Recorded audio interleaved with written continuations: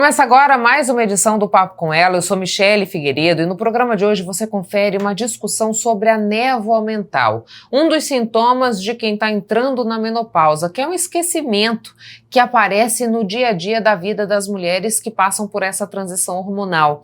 A gente também fala sobre o Junho Violeta, esse momento que visa chamar a atenção para o combate à violência contra a pessoa idosa. E quem participa aqui com a gente é a coordenadora do Abrigo Bom Jesus aqui de Cuiabá, Márcia Ferreira.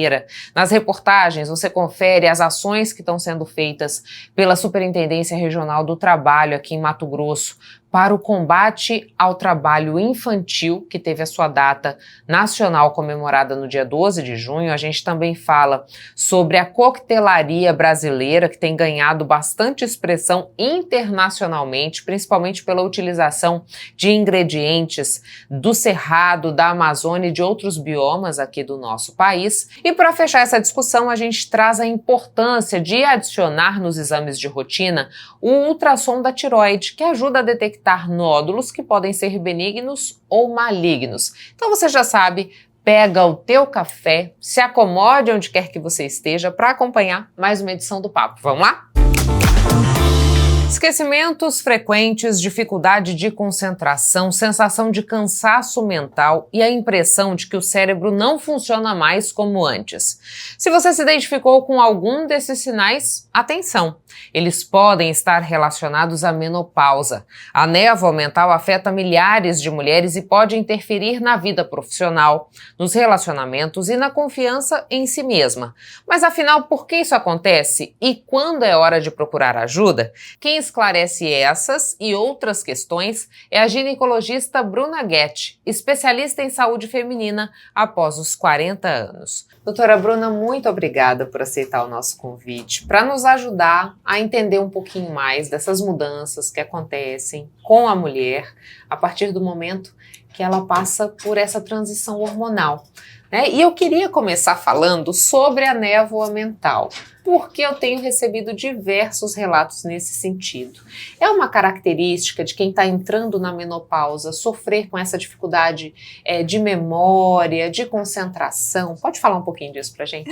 Primeiro, é um prazer, Michele, estar aqui com vocês no Papo com Ela, né? Um assunto de extrema relevância e importância para a saúde da mulher.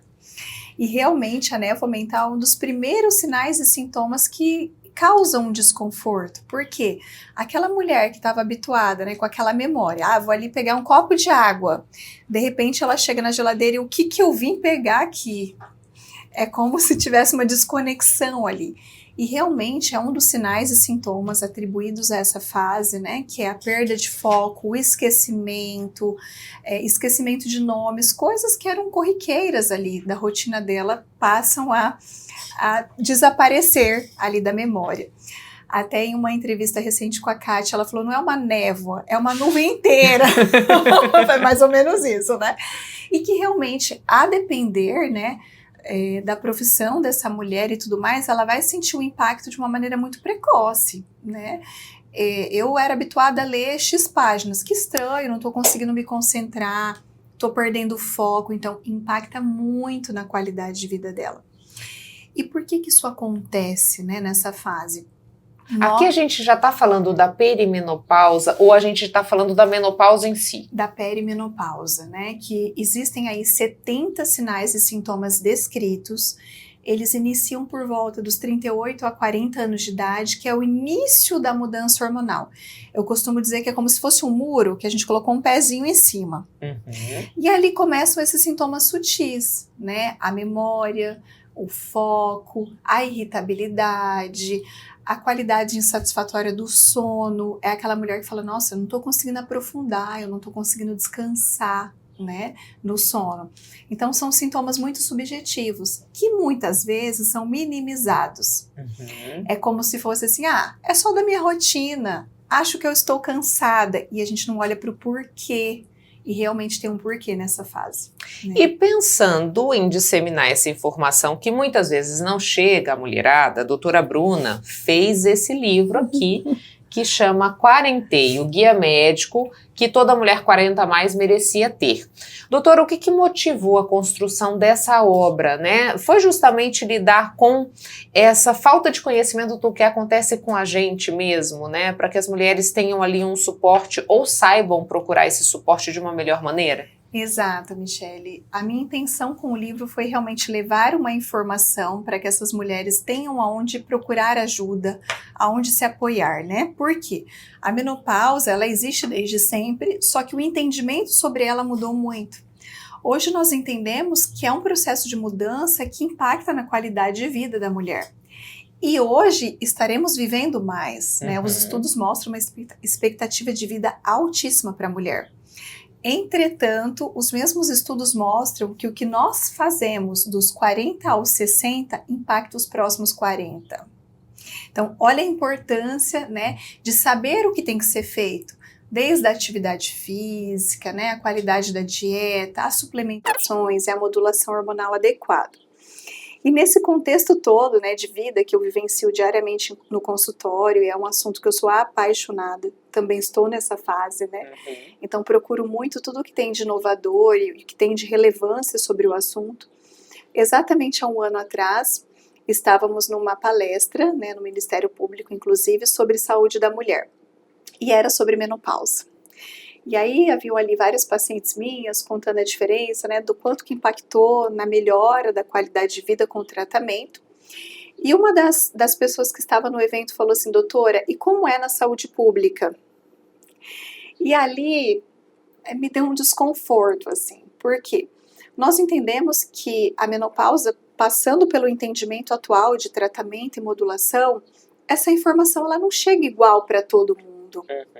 Né? E ali eu pensei num contexto macro, poxa, vai ser a professora do meu filho, vai ser a diretora da escola, né, da onde as crianças estão, vai ser a sua funcionária da empresa, a sua funcionária de casa, todas nós estaremos em algum momento nessa fase. E o quanto nós podemos estar melhor nisso? A informação nos traz isso, porque você vai buscar o que tem que ser feito. E ali eu decidi escrever o livro, né, com o intuito de levar a informação para essas mulheres que não estão na minha frente no consultório, mas que elas podem procurar ajuda onde elas estiverem. E doutora, quando a senhora diz assim, não chega da mesma maneira para todas as pessoas, né? Isso passa pela qualificação dos profissionais que atendem essas mulheres? Michele, eu penso que passa pelo processo de evolução e de mudança que a saúde, que aconteceu na área da saúde, sabe? Por quê? Eu tenho 18 anos de formado. E a minha formação foi uma formação tradicional também. Trata a doença. Né? Então o paciente vinha em busca de tratar uma doença. Hoje nós entendemos o contexto de saúde macro. Estar saudável não é só não estar doente. É dormir bem, é ter energia, é ter a sua memória ok, a sua libido. Então, esse entendimento de saúde integral, ele é um assunto muito mais recente, né? E ali, né, nos meus 35 anos, eu fui buscar esse conceito, né? Então, por que tantas mulheres vêm cansadas e os exames básicos não mostram nenhuma alteração? Tá tudo ok. Tá tudo, entre aspas, ok, né? Então, não foi visto a nível celular, às vezes alguns exames não foram vistos, não foram solicitados, né, com profundidade ali. Essa mulher não foi ouvida, às vezes, sobre a rotina toda dela, que impacta em tudo. Então, desde a hora que dorme, profundidade, qualidade do sono, né? Então, essa visão integral da saúde da mulher, para mim, foi totalmente diferente quando eu fui procurar a pós-graduação, né? Então, como ginecologista, eu fui procurar olhar num conceito de prevenção de doenças, né, de integrativa. Então, nessa perspectiva mudou para mim. E realmente os estudos sobre reposição hormonal são estudos muito recentes, os atuais, né? Sim. Que mostram essa diferença com reposição isomolecular, qual a indicação hoje, né? O que existia antes, que eram os hormônios sintéticos. Então, eu penso em dois aspectos, né? Quem não está totalmente envolvido nessa área pode ter dificuldade da informação chegar, né? Como profissional de saúde. E as mulheres hoje, elas têm um acesso, graças a Deus, à comunicação e à informação, né? Através das redes sociais, o que facilita elas procurarem ajuda para o que elas precisam. naquele momento. Né? A senhora falou pra gente sobre essas mudanças, como a névoa mental, Sim. que começam a aparecer entre os 38 e 40 anos, que ainda não é o período que essa mulher está vivenciando o climatério, Isso. né? Que ainda não teve a última menstruação, que marca a menopausa. Isso. Nessa fase também há um manejo hormonal, doutora? Também de acordo com o que o paciente precisa. Uhum. Eu costumo explicar da seguinte forma: lá quando você teve a primeira menstruação, o seu organismo começou a produzir esses hormônios de uma maneira mais intensa, né? E ali acontece todo o processo de mudança, né? Aquela criança passa a ser mocinha, o corpinho muda, ela vai ter cintura, quadril, né? Você enxerga ali uma mudança física de criança para mocinha e mulher. E aí, quando a gente começa uma deficiência, 35, 38, 40 anos, algumas coisas começam a acontecer. E aí chamam a atenção. Ainda não é uma deficiência absoluta, é uma deficiência sobre insuficiência de produção. Uhum. Então, por isso, o olhar para a saúde da mulher, ele é muito personalizado. Porque algumas mulheres estarão nessa mudança aos 35, outras aos 38 e outras aos 40. E essa porcentagem de mudança é única, é individual. Por isso que tem que ser visto de uma maneira muito específica, né, muito individual. Em que momento a Bruna está dessa parte do climatério, né? Então, o que eu deixei de produzir aos meus 42 anos? O que a Michele deixou de produzir? Então, é muito individual. Mas, em geral, acontece a mudança nessa fase. E aí, consequentemente, as reposições são de acordo com o que a mulher precisa e com a quantidade que ela precisa. Então, é muito específico, né? A senhora disse pra gente que os estudos com a terapia hormonal são recentes. Novos, sim. Os novos, né? Disse ali do momento em que se usava hormônios sintéticos. E imagino que seja daí que surge O risco. aquele medo, né? Que ainda permeia as mulheres de falar assim, nossa, mas será que eu tenho mesmo que fazer reposição hormonal? Isso não vai trazer para mim algum tipo de risco? Mas a senhora também disse, qualidade de vida também passa por esse manejo, né? O que a gente pode dizer do que há de mais recente, doutor? É seguro para as mulheres fazerem a reposição hormonal? Primeiro, que a terapia de modulação hormonal, ela é uma terapia de indicação médica. Então, ela precisa ser específica, não existe uma receita pronta, né? O que serve para Maria não serve para Ana. Eu vejo muitos casos assim, né? Ai, doutora, eu estava com dificuldade, aí minha amiga lá do interior usava isso, eu comecei a usar também. E não é bem assim que funciona. Justamente porque a deficiência ou não, ela acontece de maneiras diferentes para as mulheres, né? Em idades diferentes e quantidades diferentes. Então, precisa realmente dessa avaliação clínica, laboratorialmente, da fase que essa mulher está. O que existia até alguns anos atrás eram os estudos com a reposição hormonal sintética, né, o etinil estradiol, os derivados de hormônios de animais e tudo mais. E ali naquele estudo, naquela fase, mostrou muito risco porque eram doses absurdas de hormônios sintéticos, né, derivados de animais e um grupo de mulheres que foi estudado ali, que era um grupo de mulheres fumantes, que não foi feito score de risco, enfim. E ali mostrou que realmente poderia aumentar o risco na reposição para essas mulheres. Tanto que a gente já teve agora recente um posicionamento do FDA sobre isso, pedindo até desculpa por esses estudos, porque foram estudos que comprometeram muito o momento que nós estamos, que é um outro momento, né? Falando de uma reposição isomolecular, estradiol por estradiol, progesterona por progesterona natural, né? É como se fosse uma terapia de continuidade para esse organismo. Então, assim, existem ainda algumas contraindicações, vamos dizer assim, né? Mas são contraindicações de acordo com o momento atual do paciente. Por exemplo, se o paciente tem uma lesão na mama, que é um câncer de mama, e esse tumor dela é hormônio dependente, ela não pode repor ali naquele momento nada, porque ela está com uma doença que responde àquilo. Então, existem alguns fatores, né, de pontuação ali sobre limitação. Entretanto, o que é macro, os estudos mostram que a modulação isomolecular, ela previne doenças, né? Doença cardiovascular na mulher, Parkinson, Alzheimer, câncer de ovário, câncer de intestino, todos com nível de proteção com a modulação adequada. Então, para resumir, né, para as mulheres que nos ouvem aqui, a reposição, ela tem uma indicação médica porque ela é personalizada. Hoje, de maneira totalmente isomolecular, né, de moléculas semelhantes, para que o seu organismo ele tenha uma sensação de continuidade. Continua produzindo, né, continua repondo de maneira equivalente.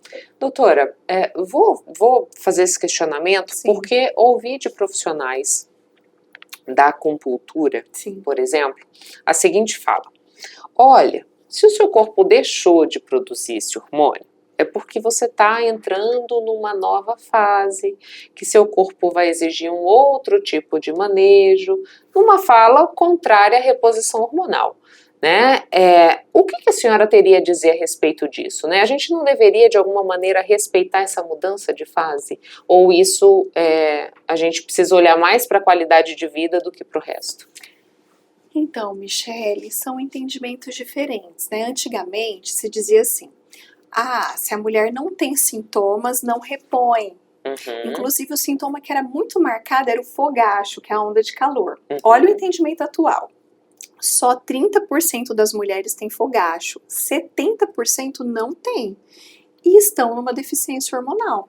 Por quê? Existem mais de 70 sinais e sintomas, né, para essa mulher. O fogacho é um deles e não é na maioria.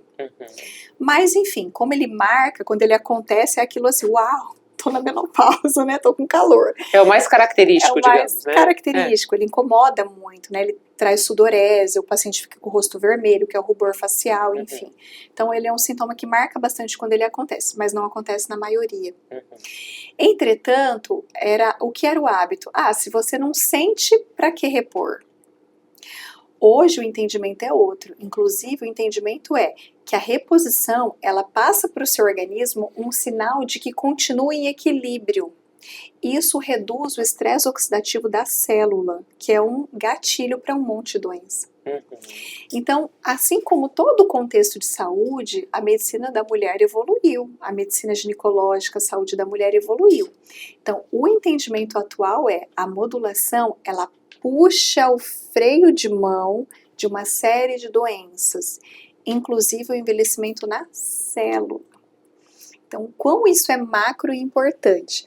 Agora é aquilo, doutora, mas eu estou nesta fase, o meu organismo deixou de produzir. A gente sabe que quando falta, o envelhecimento celular, ele é acelerado, né? Existe uma perda de músculo, hidratação em tudo. Por quê? A gente tem receptor hormonal em tudo. Desde o olho, intestino, região íntima, boca, pele, né? Trazendo os sintomas que são mais evidentes ali. Então, no meu ponto de vista a ciência evoluiu. Nós estamos vivendo mais. A gente entendeu a medicina de prevenção e de reposição. Né? E entendendo tudo isso, a gente entendeu que previne doenças. Então, o aceitar a mudança é aquilo, sabendo que tem como ser diferente, no meu ponto de vista, exatamente, é uma decisão, sabe? De como eu quero estar aos meus 70, aos meus 80 anos. Agora, para que a gente vivencie essa fase de uma forma mais tranquila, doutora, é só a reposição ou existem hábitos que precisam ser adotados, né? O que essa mulher precisa observar para que ela conquiste essa qualidade de vida, para que ela continue tendo condição de estar inserida no mercado de trabalho sem dificuldade, porque a gente falou de fatores aqui, como a névoa mental, a irritabilidade, que comprometem não só o dia a dia dela em casa, mas também no seu profissional, né? Então, o que a gente pode falar a respeito desse conjunto de ações? Exatamente, o gerenciamento de saúde, né? A modulação hormonal, ela é uma das estratégias. E eu costumo dizer que é uma estratégia que não depende só do paciente, né? Ele exige um nível ali de intervenção médica, sendo específico. Mas o gerenciamento dessa fase, ele envolve vários pilares. Eu costumo dizer corpo, mente e espírito. E dentro do corpo, né, especificamente falando ali da parte física, a modulação é uma das estratégias, mas existe o gerenciamento do estresse, a prática regular de atividade física, o cuidado com a dieta, a higiene do sono, né? Então, os hábitos ali antes dessa mulher ir deitar e dormir fazem toda a diferença para a qualidade da noite dela, né? Do sono dela. Só para trazer para vocês uma observação. Existem estudos que mostram que a paciente, quando ela não dorme com profundidade ou qualidade, né? Por 3 noites seguidas, para o organismo é uma espécie de tortura. Muda toda a parte bioquímica do organismo dela. É como se ela não reiniciasse o dia descansada. Então, olha a importância de um gerenciamento que é a qualidade do sono. A importância de olhar para esses pilares da mulher todos. Isso tudo a gente aborda em consulta. Eu tenho uma rotininha assim de avaliação porque faz toda a diferença. Inclusive essas estratégias, né, a qualidade do sono, não usar tecnologia à noite, né, dormir mais cedo, uma rotininha do óleo essencial, do chá, né, rotinas não tecnológicas ali nesse horário pré-repouso, o exercício físico incluindo a musculação, os trabalhos com a respiração, tudo isso essa mulher pode começar sozinha. Por isso que no livro eu trouxe a abordagem por capítulos, né, para que ela possa já começar uma mudança no estilo de vida dela, e a parte hormonal realmente precisa do suporte médico, mas todos esses pilares estão todos juntos nessa saúde integral da mulher, e faz toda a diferença. A experiência que a senhora acumula no consultório, né, atendendo essas mulheres, o que ela diz, doutora? Nós estamos de posse dessa informação de que o nosso corpo vai passar por mudanças, de que a gente precisa fazer esse manejo, de que a gente precisa olhar e ter o acompanhamento profissional para passar por uma melhor fase. Sim. Nesse sentido, ou ainda existe muito desconhecimento e tabu no que diz respeito a essa mudança? Michele, hoje as mulheres estão muito conscientes, tá? A informação, ela expandiu, né, para que essas mulheres procurem ajuda. Então, quando elas me procuram, a frase que eu mais escuto é assim: doutora, eu não me reconheço mais. Ela tem a percepção que algo mudou. E aí, quando eu vou ali nos sinais e sintomas, a gente vai fazendo um check antes da avaliação laboratorial, é incrível como o autoconhecimento entra. A mulher tem ali a percepção, por exemplo, que a energia não é mais a mesma, que a libido mudou, né, que a disposição no treino mudou. E ali, um adendo, tá? A gente não vai olhar só a parte hormonal, é a orquestra toda. Muitas vezes ela tem uma deficiência de vitamina, deficiência de um mineral, do ferro, né? Então, várias coisas entram nesse conceito da orquestra estar ali funcionando da maneira correta. Nessa fase é muito comum a mudança hormonal, mas podem ter outras coisas envolvidas ali naquele momento. E aí, uma vez que essa avaliação é feita de maneira completa e você faz o tratamento exclusivo, personalizado, eu sou apaixonada pelos retornos. Porque a percepção, quando essa mulher está bem, ela fala: nossa, a minha energia na casa mudou, no trabalho mudou. Então, assim, eu sou uma apaixonada, né? Eu falo que eu amo ver o antes e depois. Esses dias eu estava conversando com uma colega jornalista que passou a fazer a reposição. Ela falou assim: Michele, eu estava morta e não sabia. A diferença que trouxe para o meu dia a dia, para a minha qualidade de vida, é assim inexplicável. E a sensação deve ser essa, né? É muito bonito, né? Porque eu falo que a mulher, ela é multifunções. E nessa multi dela, muitas vezes ela acha que os sinais e sintomas do cansaço ali são só da rotina extenuante, e nem sempre. Então, por isso é muito importante buscar ajuda e entender: será que o seu cansaço é só da rotina? Se você está nessa fase, exige uma avaliação mais profunda. Por quê? Por que geralmente impacta muito a libido? E é o que elas trazem assim: minha libido mudou. Eu costumo dizer que é porque tem uma segunda régua envolvida, que é o seu parceiro. Quando tem uma pessoa, né, envolvida, ela fala: ei, tá estranho, por que você tá com tanta preguiça? Por que você não me ama mais? Essa frase, o marido vem junto. Doutora, ela não me ama mais. Aí eu: ai meu Deus, calma. Calma, que não é bem assim. Vou colocar no lugar aqui, né? Não é falta de amor, é falta da reposição. E muitas vezes né? Então, realmente, olhar nesse contexto todo. O libido é uma das coisas que marca, mas ele não é o único cansaço, porque tem uma segunda pessoa envolvida. Quando a gente vai na memória, tá lá o shake, meu foco tá menor, minha energia no treino tá menor, eu tô acordando cansada, final do dia eu tô cansada, então tá tudo ali. Por mais que eu durma, parece que o sono não é reparador. Exato, é o sono não REM, o sono não profundo, né, que muda ali nessa fase. Então é muito importante olhar com essa profundidade para todos os pilares. Diante de toda essa mudança que a gente está falando que aconteceu, olhando para a saúde da mulher, doutora Bruna, como que a senhora enxerga a chegada desse assunto, por exemplo, na Assembleia Legislativa? A gente teve ali uma discussão no parlamento para a criação de uma política pública integral para a saúde da mulher no climatério e na menopausa, né? O que isso representa para nós? Nossa, é um avanço, uma evolução, porque vamos imaginar o seguinte, Michele, hoje, com a longevidade, né, com a mudança da proporcionalidade, vamos viver muito, 50% do nosso tempo a gente vai estar na menopausa. E entendendo o que os hormônios impactam, né, o que as suplementações impactam ali na qualidade de vida dessa mulher, exige uma abordagem macro. Exige, porque é aquilo, né? No consultório nós somos um. Quando você vai para a saúde pública, é um universo, né? Um universo de mulheres que serão beneficiadas, desde campanhas de orientação, até ambulatórios específicos para essa área. E é isso, é o contexto todo, né? A sua funcionária da empresa. Então, olhando num contexto macro, está aí existindo grandes movimentos, né? Nós temos médicas ginecologistas a nível de Brasil movimentando tudo isso porque nós entendemos essa importância. E não é sobre a Bruna médica, é sobre o contexto menopausa, né, que essas mulheres precisam de ajuda e vão precisar de mais profissionais nessa área, de mais orientação, grupos de apoio, que é uma das abordagens que eu trago no meu livro, né, para vocês terem uma ideia. As mulheres, muitas vezes, elas não falam sobre isso. Elas não falam umas com as outras sobre estar na menopausa, porque existia um preconceito. E isso eu escutei de uma paciente uma vez, eu falei assim, como assim? Porque para mim é tão habitual, né, o que eu vivo na rotina. E só não passa por isso quem morre cedo, né? Exato, então assim, a gente vai viver muito, todas nós estaremos nessa fase. Então, falar abertamente, ter grupos que estão na mesma fase sobre a troca de experiências. Nossa, eu fiz a higiene do sono, meu sono melhorou muito.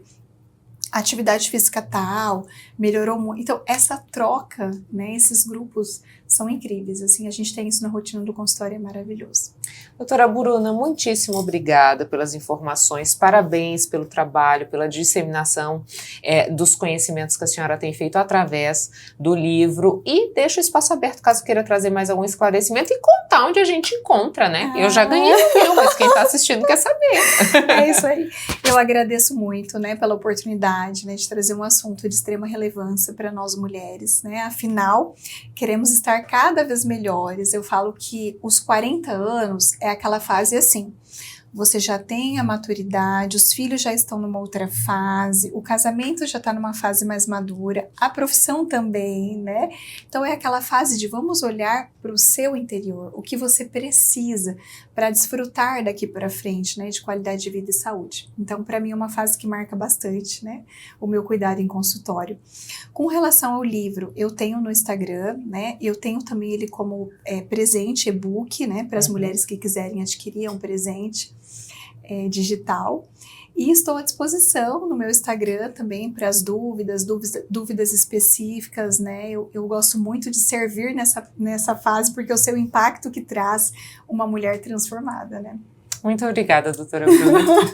Obrigada. Intervalo, a gente volta já.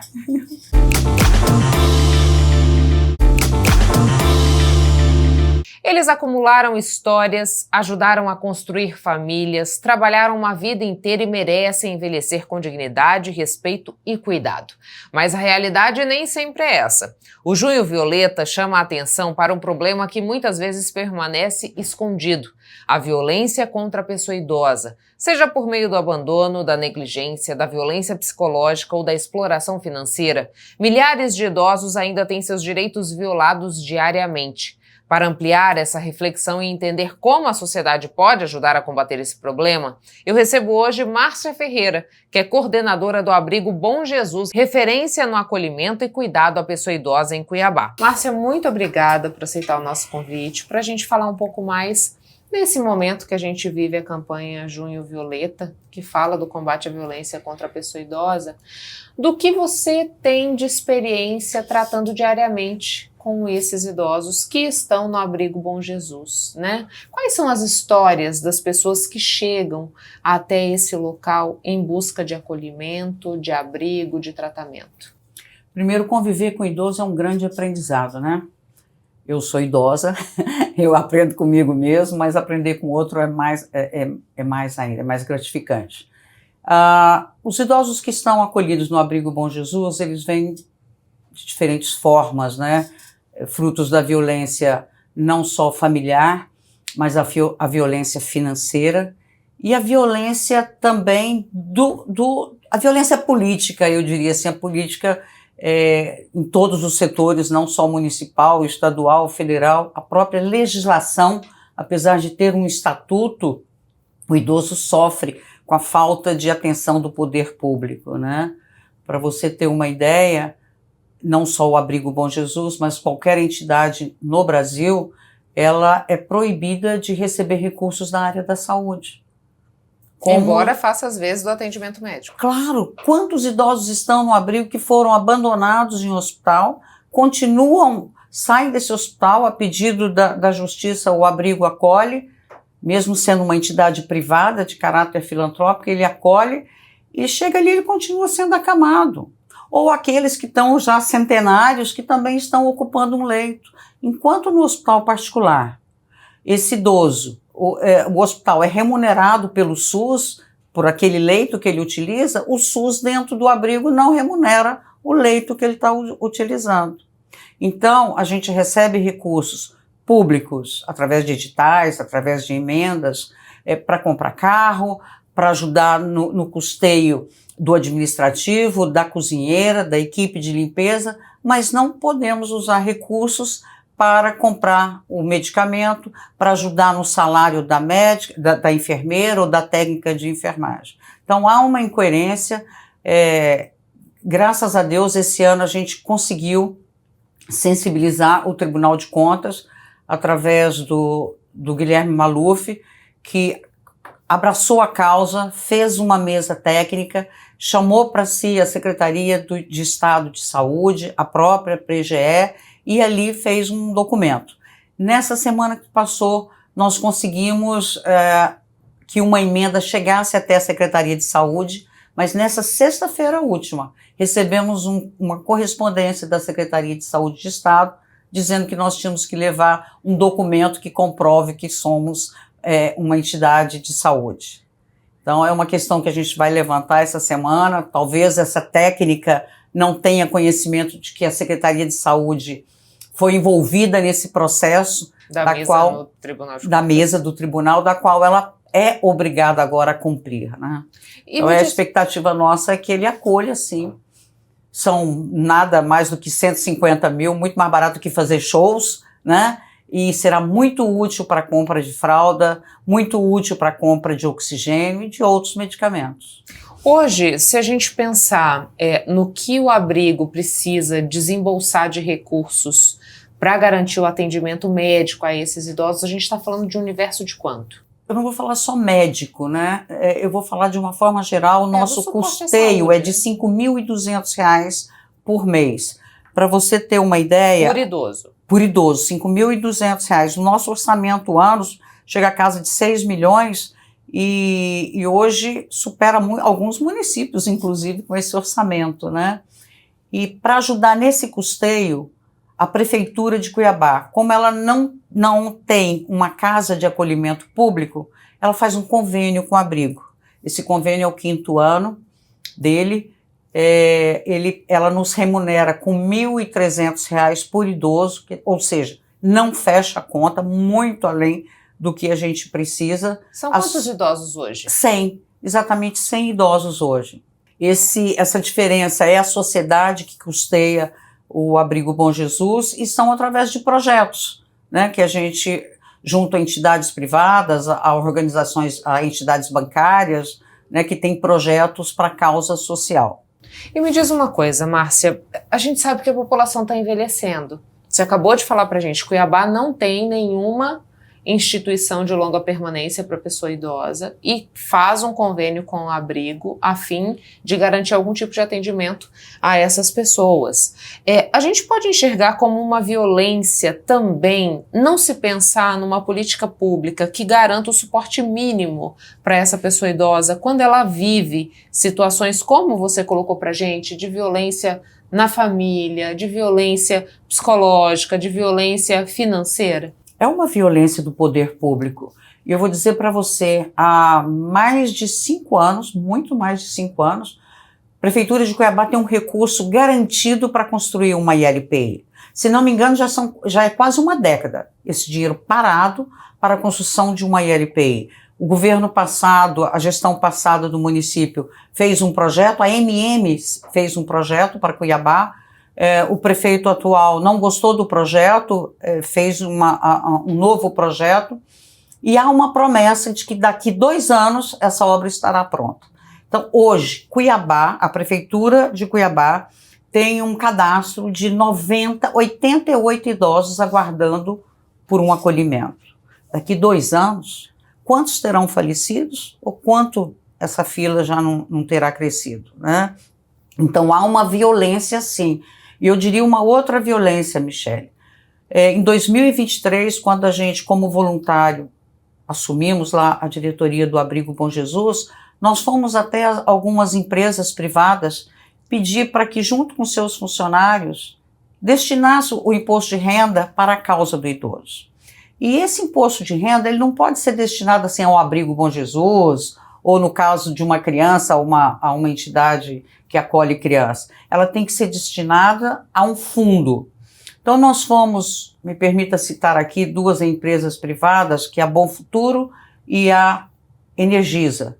As duas, em 2023, 2024, 2025, aportaram, através de seus funcionários e recursos dela mesmo, recursos no fundo estadual e no fundo municipal. Da pessoa idosa. Para a pessoa idosa. Até hoje não vimos 1 centavo. O fundo estadual tem mais de 3 milhões aportados, são quase 4 milhões aportados desde 2023, parados, não foram desviados, estão lá parados. E a Prefeitura de Cuiabá, o fundo municipal, cujo gestor é a Prefeitura, né? Ela tem mais de 2 milhões. Ou seja, são mais de 5 milhões parados nos cofres públicos que deveriam ser destinados não ao abrigo, à causa do idoso. Aqui não é um problema da legislação, Márcia, que colocou como executora desses recursos o governo do estado e a prefeitura? Não, eu não considero não. Eu acho que é necessário sim que o poder público faça essa gestão do fundo, né, do recurso, mas faça de forma acelerada, principalmente se tratando de idoso, né? Que não dá para ficar numa fila de tantos anos aguardando por esse recurso. Eu só vejo uma morosidade dos conselhos. No caso do estado aqui, a morosidade foi grande por causa do conselho estadual, que em 2023, quando a Bom Futuro fez o primeiro aporte, nem conta no banco tinha, a gente teve que correr para que a Secretaria de Fazenda abrisse a conta em tempo recorde para os funcionários indicarem o Fundo Estadual do Idoso. Então eu acho que não está errado ser o Estado gestor, mas ele precisa dar celeridade à causa. Quando a gente pensa no comportamento social, porque tudo que a gente está falando aqui envolve certamente uma cultura, um comportamento, né? Hoje nós temos uma população que está envelhecendo rápido, tem uma mudança da pirâmide social. Inverteu, né? Inverteu, exato, que era uma coisa que a gente não via até então. O que precisa, Márcia, para que as pessoas enxerguem a pessoa idosa com respeito, com responsabilidade? Por onde passa essa construção? Eu acho que passa no berço. Nós estamos envelhecendo pobre culturalmente, pobres financeiramente. Então, eu acho que a base dessa pirâmide já invertida, ela tem que ter mais atenção. Então, o velho de hoje é aquele que não teve acesso à educação, não teve acesso à saúde, e hoje a gente está vendo repetir a dificuldade dessas crianças de terem acesso à educação. Será, com certeza, um cliente de um asilo, ou seja, do abrigo ou qualquer um outro, né? Então, é a falta de acesso e da informação também. Você disse pra gente no começo da nossa conversa que você aprende diariamente com eles, né? De onde vêm os idosos que hoje estão no abrigo? São todos aqui de Cuiabá? Eles vêm de outras cidades? E as histórias que eles trazem, são todas que envolvem dificuldades com a família, Márcia? 99%. Como diz o próprio delegado do idoso, o maior índice de violência começa dentro da sua própria casa, né? Nós temos inúmeros casos de idosos no abrigo que foram mantidos em cativeiro dentro das suas próprias casas, né? Por troca de um cartão. Então, muitos chegam lá violentados pelos seus filhos, pelos seus netos, em troca de um cartão. Uma outra violência que a gente apontou agora há pouco é a violência financeira. Muitos idosos no abrigo têm o celular. Uhum. E esse celular na mão do idoso é um perigo, porque o banco liga para ele, em troca de um sim, ele já faz o empréstimo consignado. Hoje, 10% da população residente no abrigo tem empréstimo consignados. Tem até caso de idosa que contribui com uma associação de aposentados do Nordeste. Que benefício ela recebe aqui? Nunca. São R$35 que faz falta para ela ali a cada mês, né? A gente já entrou na justiça, muito antes do escândalo do INSS, a gente já tinha entrado na justiça, mas até hoje a gente não resolveu essa questão dessa idosa. O que muda quando eles têm esse suporte, esse convívio com outras pessoas, né? Essa possibilidade de socialização, de cuidado? A gente tem inúmeros projetos, né? De obra, de ampliação, de melhoria. Para mim, particularmente, o que mais me marcou nesse tempo que a gente está lá, nesses 3 anos, foi o projeto que chama Socializando. É o 3º ano que a gente faz esse projeto, com recurso muito pequeno. A gente leva ele para a pescaria, a gente leva ele para fazer hidroterapia uma vez por semana, ecoterapia uma vez por semana, leva ao teatro, leva a shows musicais, então leva ao shopping, ao cinema na quarta-feira, faz exposição de tela deles, faz curso de pintura 2 vezes ao ano, tem curso de pintura com o professor, tem curso de argila.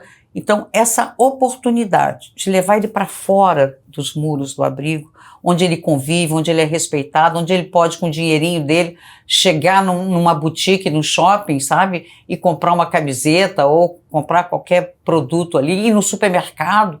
Para eles é um prazer imenso fazer supermercado. Para mim, isso é um dos projetos mais lindos que o abrigo tem.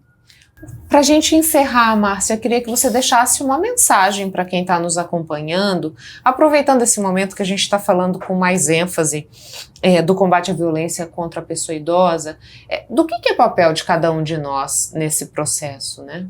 Olha, eu acho que você conviver, você vivenciar a dor do outro é um grande aprendizado. Então fica um convite para as pessoas encontrarem o idoso, conviver com o idoso. Você não pode ir ao abrigo, dê tempo ao seu pai, dê tempo ao seu avô, sai com ele para dar uma volta no quarteirão, leve ele para pescar, conviva com o idoso. Eu acho que isso faz muito bem para a gente, essa convivência, esse aprendizado é infinito, esse exercício de paciência e principalmente o exercício de ouvir. Que a gente perdeu muito disso, né? A gente perdeu, então a gente fala muito, escuta pouco, né? Então, eu acho que é um grande aprendizado para todos nós poder conviver com a dor do outro, principalmente com a dor do idoso. Muito obrigada pelas informações, Márcia. Obrigada a você. Intervalo, a gente volta já.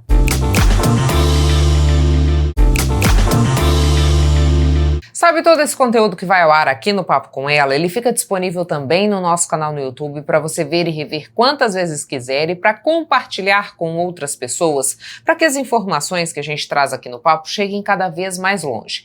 Mas vem cá, você ainda não está inscrito ou inscrita no nosso canal? Então fica o meu convite, inscreva-se, porque assim você não perde nenhum assunto do papo. E para facilitar a tua vida, a gente criou esse QR Code que aparece na tua tela. Basta mirar a câmera do celular para ele que ele já te dá o caminho para você integrar a nossa comunidade lá no YouTube. Sabe onde mais você consegue verificar o conteúdo do Papo com Ela? No site nossarepublica.com.br.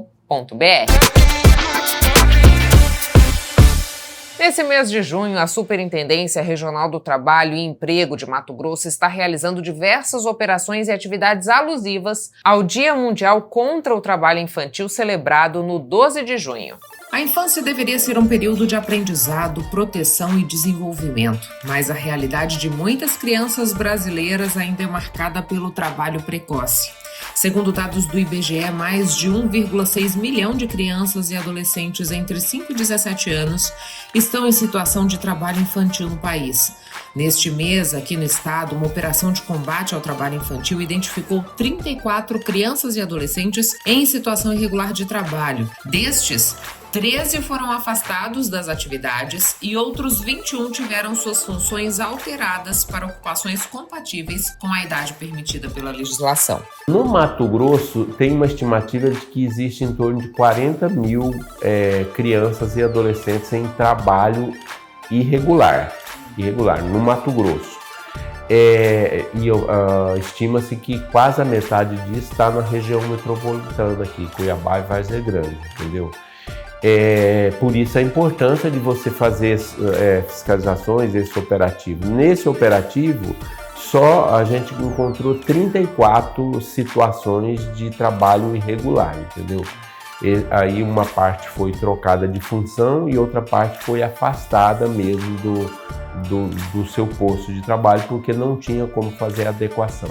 Muita gente ainda acredita que trabalhar cedo ajuda a formar caráter, mas o trabalho infantil pode trazer prejuízos físicos, emocionais e sociais, além de deixar a criança e o adolescente mais expostos à violência e ao abuso sexual. A prática também aumenta o risco de acidentes, compromete o desempenho do estudante e favorece a evasão escolar. Tem uma correlação muito forte entre o trabalho infantil e o trabalho escravo. Nós também fiscalizamos o trabalho escravo e quando você vai checar as pessoas que são retiradas do trabalho escravo contemporâneo ou trabalho análogo a escravo, você percebe que praticamente todas essas pessoas tiveram trabalho infantil lá, entendeu? Então, o trabalho infantil de forma inadequada, ele perpetua uma situação de miséria. A legislação brasileira estabelece que o trabalho regular só é permitido a partir dos 16 anos. Antes disso, apenas adolescentes a partir dos 14 podem atuar como aprendizes em programas específicos que conciliam formação profissional e frequência escolar. Existem estimativas de que as empresas que investem na aprendizagem formam quadros de funcionários a médio e longo prazo muito mais qualificado e que permanece mais no emprego.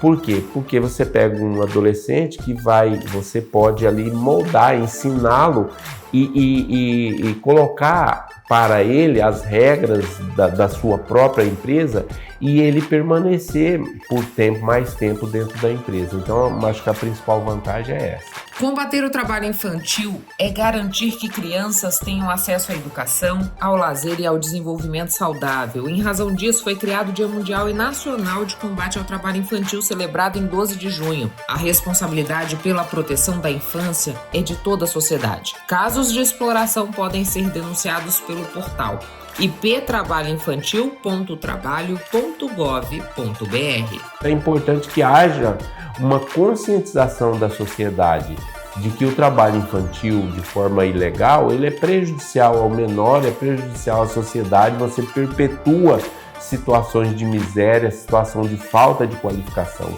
Então é importante que o adolescente que queira e precise trabalhar, ele trabalhe de forma segura.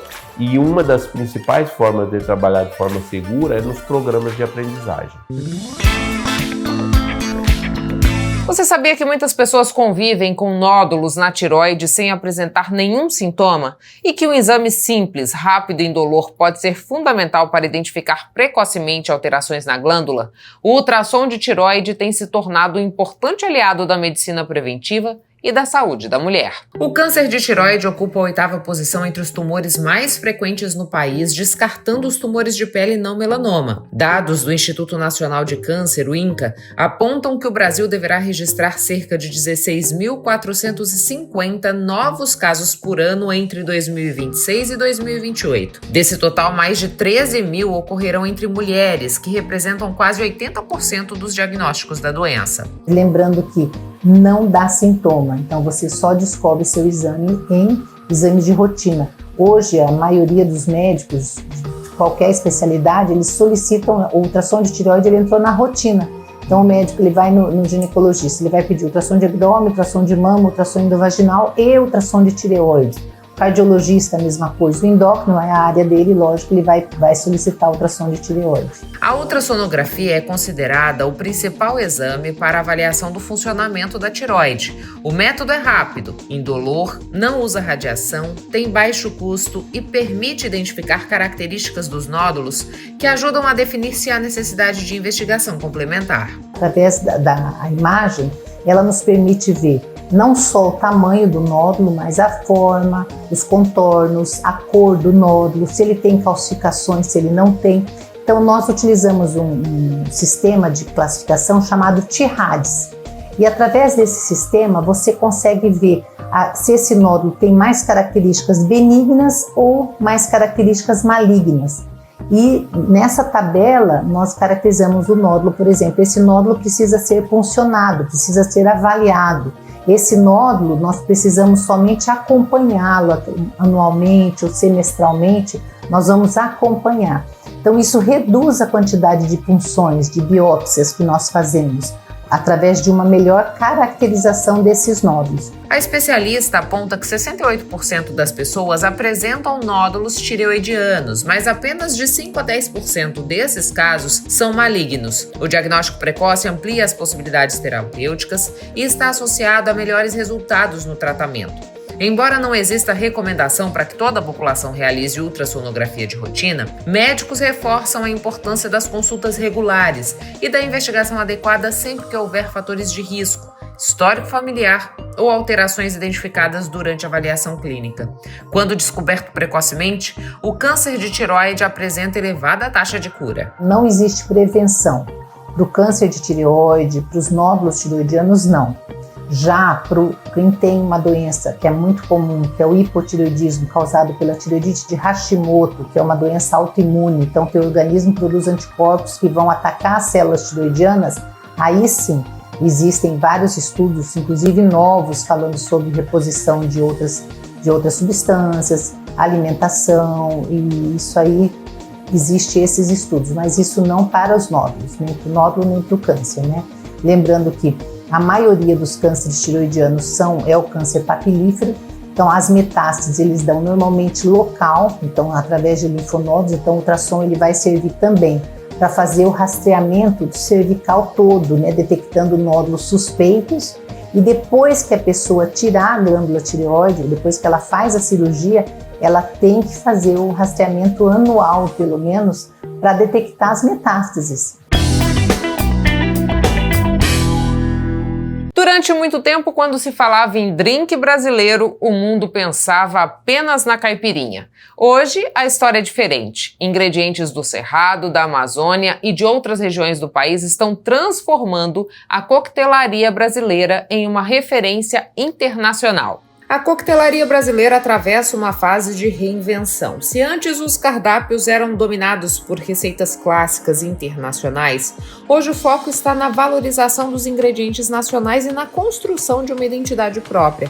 Frutas nativas, ervas, especiarias e destilados produzidos no Brasil passaram a ocupar posição de destaque em criações que buscam traduzir sabores e histórias de diferentes regiões do país. A gente tem um coquetel agora que veio nessa carta dos biomas, que a gente está trabalhando com o maracujá do Cerrado.